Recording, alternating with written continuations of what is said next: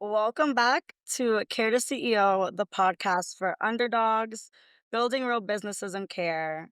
Now, you've got the license, you've got the heart, but now comes the part that really matters, getting your first paying client. Today, Crystal is going to walk us through how she found hers, what worked for her, what flopped, and what every new care entrepreneur needs to understand about trust, referrals, and reputation.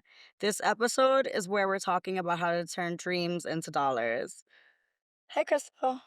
Yes. Oh my gosh. I'm so happy to be here. I'm here live from the beach, enjoying a little mini vacation, but also getting the chance to speak to my followers. I'm so happy. Amazing. As you should, you deserve time on the beach. I will be jealous from the hot, muggy streets of New York City. It's muggy out here too. It's I muggy out know. here too. I'm glad you're at least on the beach. So, Yeah, but we're still gonna talk to people about getting their beach bags, getting to the beach bag. That's something I talked about the other day on social media, how you can enjoy yourself and on the beach and still get beach bags. exactly. Absolutely. The perks of having your own business, right? Yeah. So with that being said, let's talk about how you even started to get here with gaining your clients. So, do you remember the exact moment where you landed your first client and like what that was like or how did it happen? Was there a plan in place or was it just hustle? Yeah, there was no there was no plan for sure. I hurried up and did what I needed to do to get open, in all honesty. And and then there's a portal, once you're licensed that you gain access to. And that way on the portal you can look for individuals who are seeking uh, services. And I just remember just reaching out to several individuals on Portal and their uh, staff and teams. And I just remember not getting anywhere. Like, oh my goodness, no one is responding. And I did get discouraged for a little while, but eventually I just kind of kept at it. And this is also where, that niche that I speak about in my ebook and I've spoken about before, where you want to define your niche. So I knew going into this that I wanted to work with all 24-hour individuals who were seeking 24-hour care and seeking residential services. And my plan was to provide 24-hour staff. So that could be a little difficult sometimes, looking for that on the portal. So it took quite a while. I looked, my husband was looking, and then eventually we just started reaching out to caseworkers, um, people we know, county boards, going to events, and eventually, it was really word of mouth that landed us our first individual, and it was this elderly, and she, it became a conversation. We met with her at her home. She was really struggling because she had actually been without consistent care for some time, and she's actually someone who needs 24-hour staff, and she actually didn't have any. And so it was an immediate situation where she was like, when can I move in?" And she moved into our four-bedroom home, and she was just so happy, because she initially she was the first person, so she had like the whole house to herself. So she really liked that. And we treated her like she was our grandmother. Like, we go get her frosties. She liked frosties. And yeah, we had her, she was with us for about 2 years. So, it wasn't a glamorous thing initially. Um, that first call did turn into my first client. And then you just you stay consistent. Before you know it, I was getting calls all the time, calls in the middle of the night, calls, throughout the week. And before you know it, that home where it was just one person became uh, a home where there were no vacancies available because We filled all the vacancies, and before you knew it, we had to start securing other homes. And the rest is starting to be history. So it definitely, yeah, it wasn't luck. I wouldn't say it was luck. We definitely put in the work and the time, and we made phone calls, and we just didn't look in one place, and we didn't wait. We didn't wait for a client to find us, because that would have never happened. Absolutely. I mean, that sounds like it was organic and like you said, word of mouth is super important and, Sure. having that network that we've talked about, on previous episodes, I'm sure helps. Yeah, and just, yeah, building that trust is it's essential. It's essential. Absolutely. And I know you said you did a few different things, but ultimately it sounds like in a way word of mouth is what worked for you in that one situation. But where should a new care business owner look for their first few referrals? Do you think hospitals, caseworkers, neighbors, or was there any other things that worked for you as well? So relationships build revenue, period. So your first clients won't come from social media ads. At least that's not been my experience. They'll often come from trust-based relationships, county board caseworkers, hospital discharge planners, foster care agencies, um, local social workers, and even some of my past caseworkers I worked with when I was in childcare, and they knew who I was. They know that I'm someone who shows up.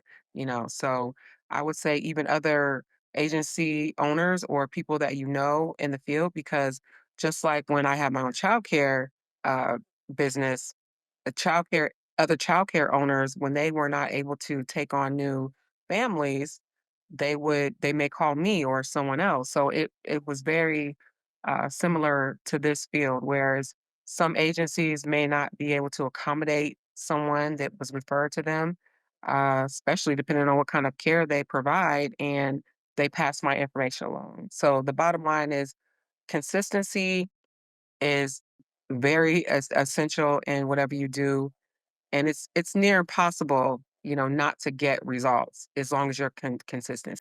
I would also say show up at provider meetings, attend uh, community coalitions, or even join some of them. Take your business cards and your uniqueness, because that is a big part of this field as well. I would say that my style of caring for people is unique and different to someone else's. And, don't sleep on your neighborhood or church or community, because referrals do start from people who have watched you provide care before. Absolutely. And I know even building on that a little, talking about how there's such trust-based relationships, and you've said this before that trust is the real currency in this business. For So sure, for sure. can you unpack what that means in the early days of client acquisition? Yes. So I would say in this industry, people don't really care how pretty your flyers are. If they don't trust you or trust that you'll show up for their loved ones, then you're not likely not going to get business from them. So trust in itself is a marketing plan, and that's something people need to understand. So, for instance, I care for children in my home for about 10 years. Um, aside from any usual situations that go on in a childcare center, I never had any issues, against me, or, reports or anything like that of misconduct. And, so for someone who has never met me and they were to look into my background and see, okay, she actually had a childcare center for 10 years, that's a pretty long time to be in such an intimate setting with children, and not have any issues. That alone in itself, I would say, helps build trust, because if I was alone with innocent children for so long, you could likely trust me with your adult loved one, you know? So, I would say trust has become marketability for me as a person and as a company, and that's something that people really need to build because, like I said, that trust is essential in building relationships and ultimately growing your business, whatever it may be. In all honesty, Yeah.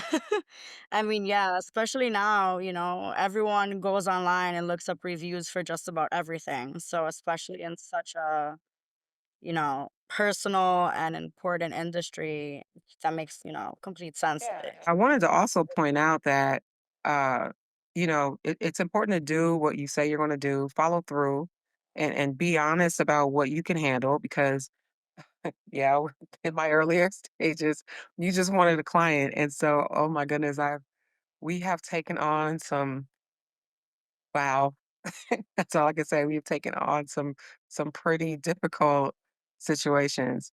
But I was consistent. We were consistent. And according to the National Institute on Aging, nearly 80% of care decisions are influenced by family trust, not credentials.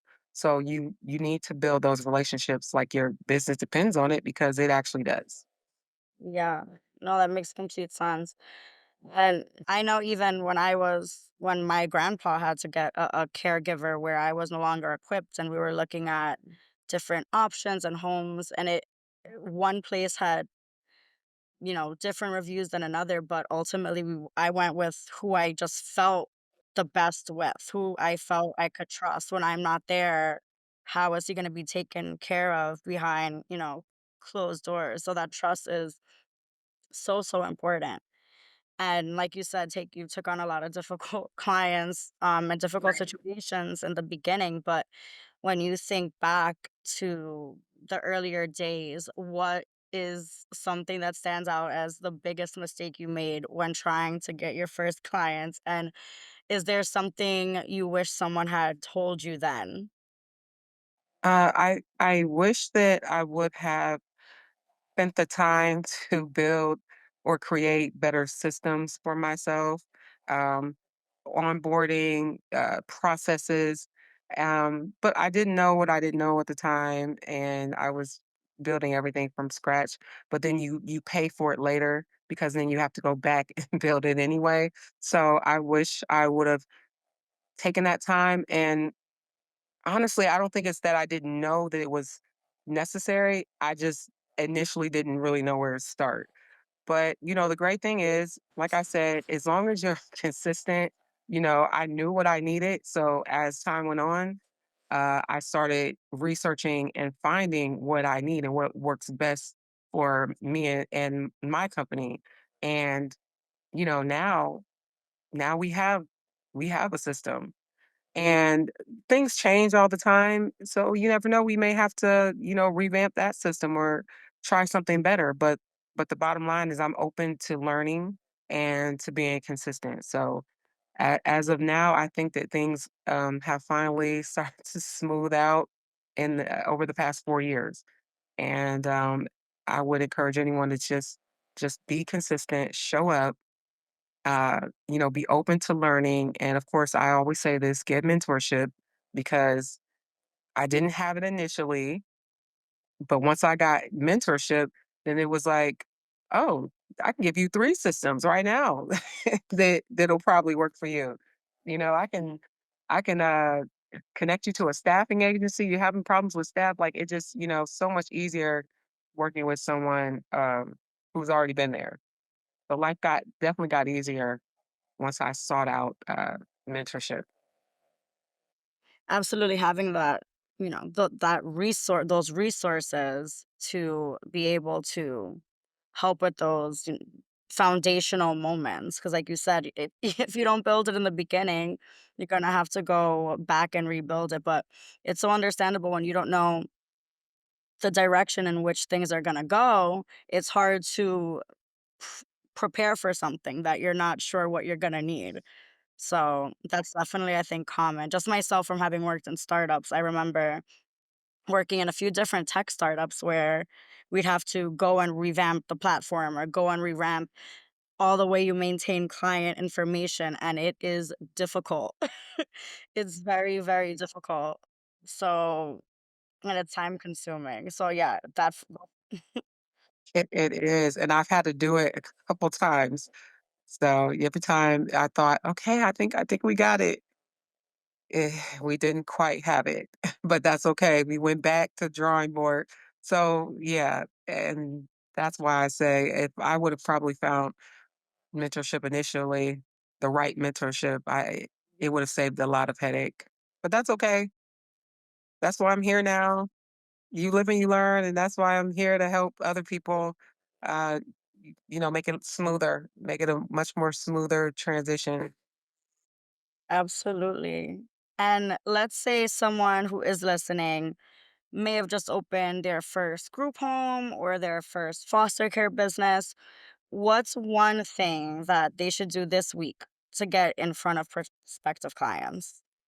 I would say, print out your capability statement, walk into your local job and family services or mental health board or hospital social services department. And yes, physically do it. Don't just email or just call all the time.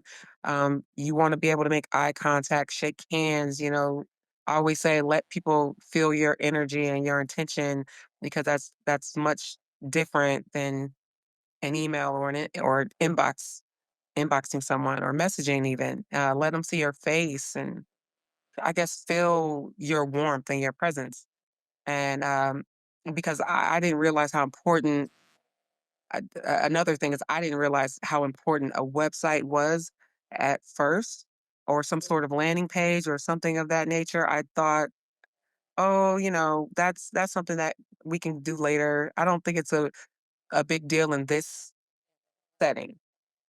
People sell products or something. It's like, yeah, it makes sense to have a website of some sort. But in home care, it's like I just didn't see it at first. But it actually search engine optimization is very important. 60 to 70% of potential home care clients or their family members start with Google when looking for services. And that's according to Home Care Pulse industry reports. So it is very essential. And now that I have a website uh, that is interactive and where people can actually enter their information so that, we have some idea of what they are looking for, it's essential. I mean, I get so many leads now and responses from my website, and I just initially, it took me, it took me probably, oh my gosh, a year and a half to realize how important that was. But it was a mentor that brought that out to me, like, you don't have a website? No, I didn't think I needed one. And we care for people. Like, what are we gonna do with the website? I didn't get it. I didn't get it at first, but I get it now. So I want to give that information to new agency owners. Get a website and SEO.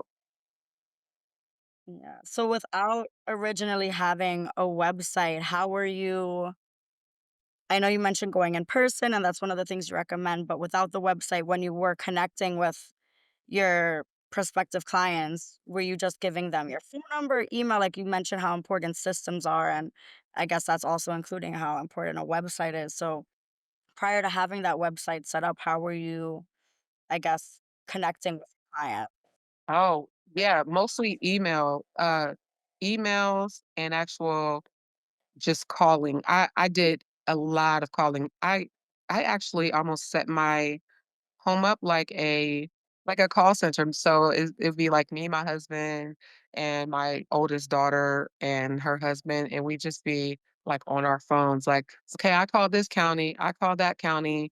So, and I emailed them, and so we just made it like part part of our daily regimen to just reach out to different caseworkers and counties um, until eventually, yeah, wow. And it was so dead for so long, like nothing. And then all of a sudden, you got people. Now we have individuals who have come and moved to where we are from all over Ohio. Like, yeah, to the point that I got a call from from the county I live in, the county board, like, what are you doing that why do you have so many individuals who are not they're not even from here? It's like, because I reached out. Absolutely, and reaching out to these prospective clients, were you just coming across a lot of this through your online research? I know you mentioned having some certain connections, but No.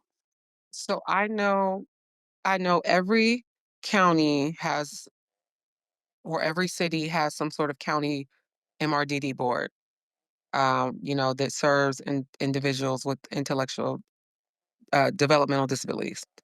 And so I just found them all, and it's like, oh my goodness, it's almost like 200 in Ohio that I found. And we just started going down the list, just calling them regularly and emailing them and sending them. The other thing is we did create a sort of a system with it because we created a presentation. So when we would be able to speak to someone and they wanted to maybe get on Zoom or something, we had a presentation created. So we would like present.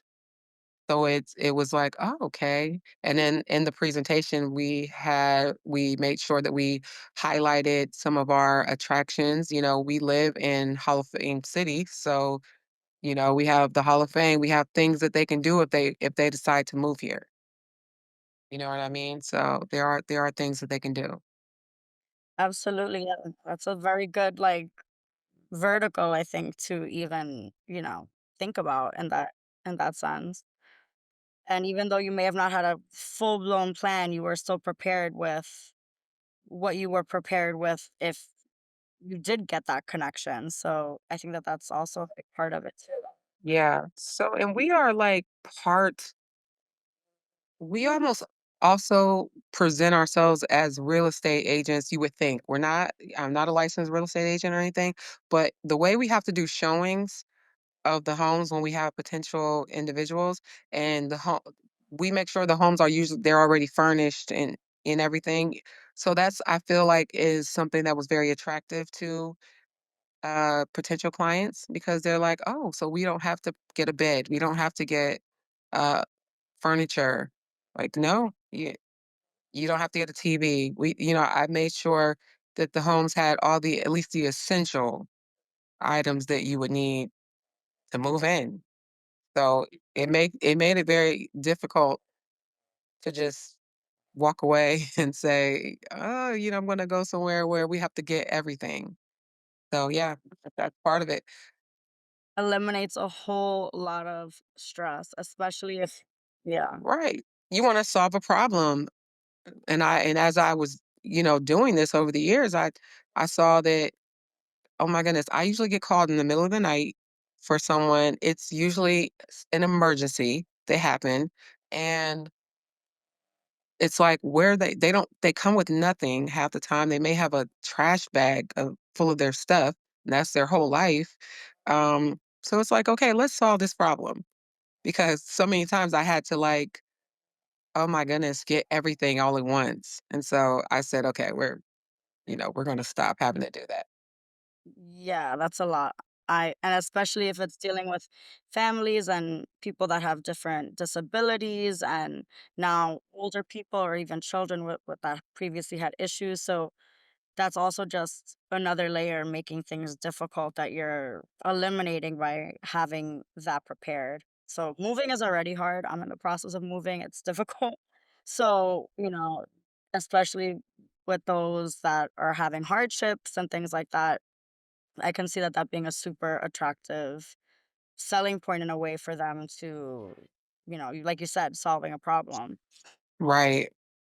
Absolutely. And also going back to what you said a few minutes ago about you had, your house set up like a call center and you were calling different counties and places like that, but you also recommend going in person when you can. And do you have any like advice on that for those who want to just go in, maybe they don't know where to start or who to connect with or being turned away, the fear of being turned away? If you're worried about a lot of times it's more about being worried about what to say or feeling like you may look stupid. So, I mean, write it down, have a script. We did that for our call center. That's what I'm going to call it because that's what we called it. The living room was a call center, and so we scripted out what we were going to say. And so I recommend do that. Just jot down some notes so that it flows. A lot better because yeah, definitely I've experienced the caseworkers definitely, they're looking, they're trying to make sure that you know something about what you should know. And just write it down. And I say this all the time, but go to healthcare conventions and events. Oh my goodness. It's that was just like those are the biggest game changers for me. Um, You'd have to, just Google it, search for those, and join your local neighborhood organizations. There are several different organizations that you can join that just keep you connected. Absolutely, that's a good idea. And when you're thinking about even those early days when you walked into those places that you may have not felt comfortable at, I'm sure people listening who are at that stage might not feel secure, confident, and maybe, something they might be going through imposter syndrome. And maybe that's something, I think you've mentioned before. So, how did you overcome imposter syndrome when talking to hospitals and agencies for these referrals? Did you ever think, who am I to be asking for this? And just walking in and connecting with these people that might turn me away. How did you kind of get over that imposter syndrome? So I would say at first, every time um, I felt, that imposter syndrome, like like I didn't, like I didn't belong here. And then I started to remember, I've been doing this long before it was called a business, in all honesty. I was a caregiver, a foster parent, a program director. I walked the walk, you know? So I think imposter syndrome for me really set in when at its highest level when I added the political aspect to what I do. Um, so I became a councilwoman, as I've mentioned, and I'm now a councilwoman. I'm still a councilwoman for my city, and I own a home care agency. And I was, very new to politics, but I'm not new to serving my community. And there was a sort of battle with myself initially when attempting to, I would say, just redefine myself a bit as a political figure and a business owner who cares for others. And when that imposter syndrome, that imposter voice, started to creep in, it was a little difficult initially because I was in unknown territory. But that's really what makes me unique. It's what has made me unique about this entire process, and, it's what made me a force, which is and I've talked about this before, why there were other political figures who eventually attacked me, and that was something that was uncomfortable, but I had to remember that dogs don't chase parked cars, right? So for new home care owners, you just have to remember that you're not new to caring for people. You're just new to charging for it. And confidence does sell. And even if you got to borrow it, which I have most certainly had to borrow other people's confidence, and you do what you have to do though, and you get there. I love that. Confidence, even if you have to borrow it. Another great crystal saying that I'm thinking. And my I have a friend that would use the phrase jar. So anytime someone would give her a compliment or say something good, she'd say, "Oh, I'm taking this and I'm putting it in my jar." And I just walk around with this jar of invisible compliments because it's me and my compliments go everywhere. So Oh, I love it. We don't keep red flags, but we will definitely keep the compliments in the jar. I love that. Yeah, I collect compliments. Yeah, I'm gonna have to use that. Because it is interesting how sometimes people compliment you on things you just you wouldn't find to be a compliment, but yeah, I'll take it. Yeah, I went to say it out loud, and as I went to say it, I realized, wait, that's actually very relevant. Because I was gonna say, "Oh, confidence, even if you have to borrow it, I love it. I'm taking that, I'm gonna throw that in my in my jar to remember." Yes, yes. I have told people that.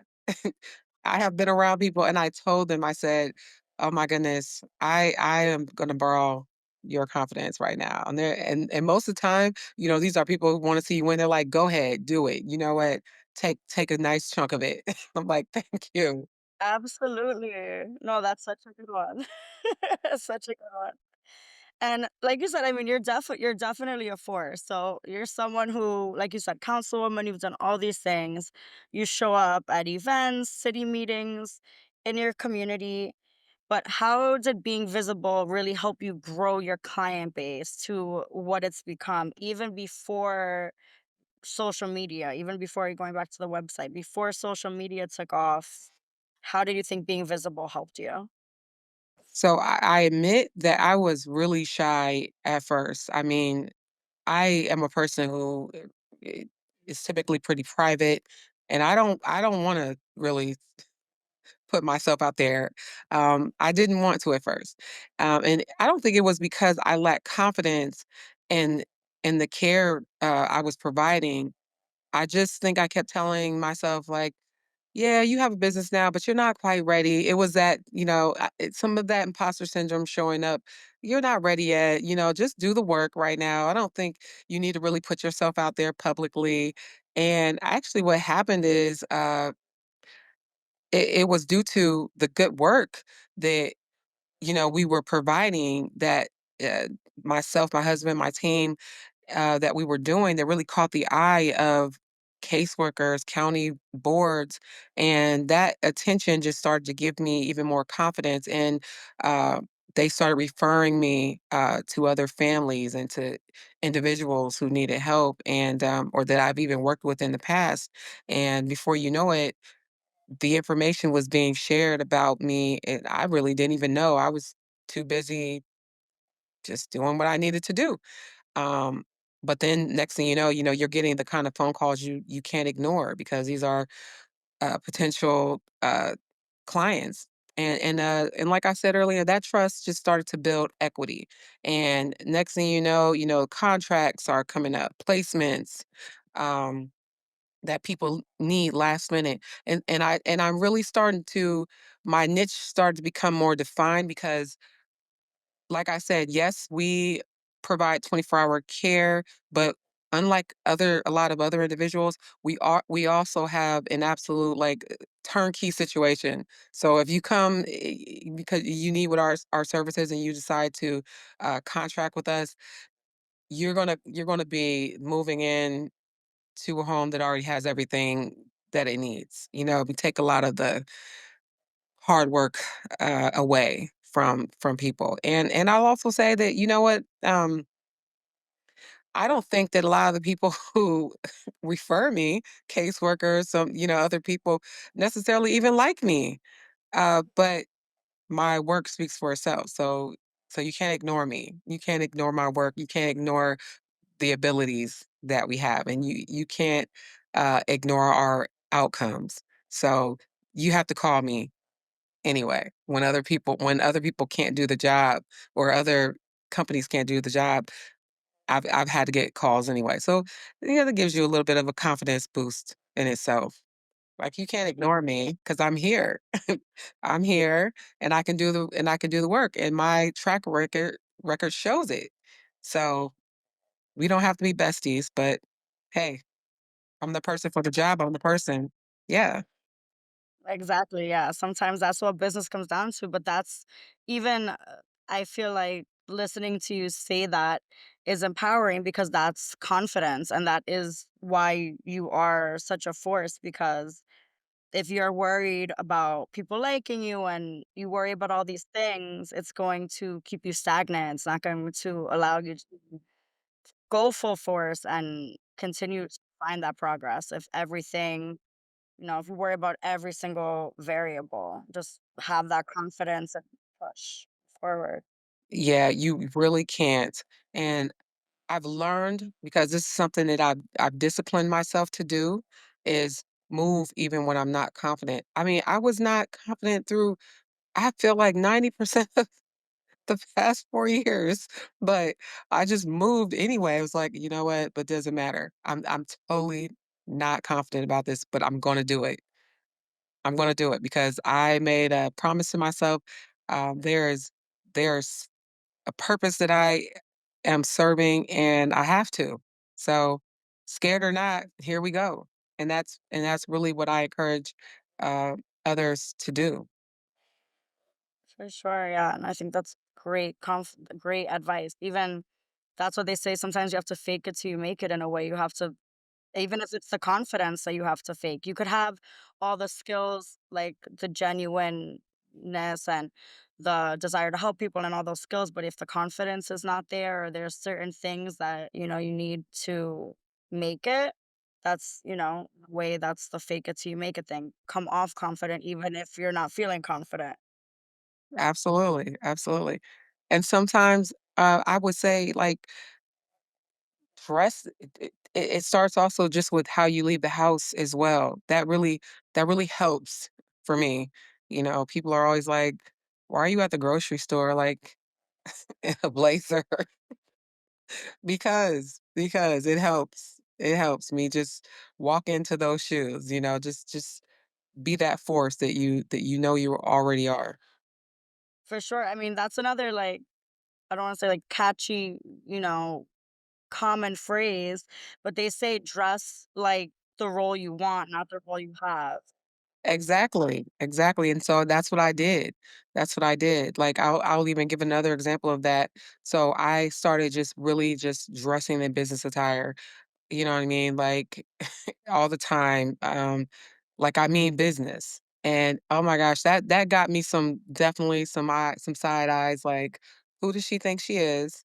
All the time, okay? Um, and now I'm just kinda known for it. Like, "Where does she get her nice business wear from?" And I'm like, trust me, it's affordable, believe that." But now I am wanting to be more, health conscious. I think I've kinda lost sight of that a little bit, just in the daily hamster wheel, I feel like, and so now I'm dressing more sporty business. I'm created my own little lane of business attire. So it's still business attire, but I could walk in it. If I could break away, go do a nice little walk, like in my tennis dress with a blazer. You know what I mean? Like I'm weaving things into my life that says I can still do this and I can do that. You know what I mean? So that's kind of been what I've been doing lately. Yeah, for sure. And I think it's also a part of that is just whatever makes you feel confident is going to show up in how you carry yourself. Absolutely. When you feel better about yourself, you're going to come off more confident. You're not going to be worried about, oh, what am I wearing? Or these little things. It's if you feel confident in what you're in, I think that that will just, in a way radiate. Absolutely. And I know right now, people who may be listening to this episode, I hope, are probably in this phase where maybe they're licensed, but they don't, they might be frozen. They might not know what to do next. So, what's your message to someone who's licensed, ready, but frozen by the fear of not knowing how to get their first client? So fear is definitely loud, but make your actions louder. You may not know everything right now, but what you do know is you care, you're qualified, and you've made it this far. So getting your first client it's not a test, it's just a conversation. Um, and if you can talk about your why with heart and clarity, you can get paid. You can definitely get clients. Not that I want to make it all about that, but let's be real. We want to get paid for the work that we do, even if we are passionate about it. And that's really the beauty of this field is that you can do both.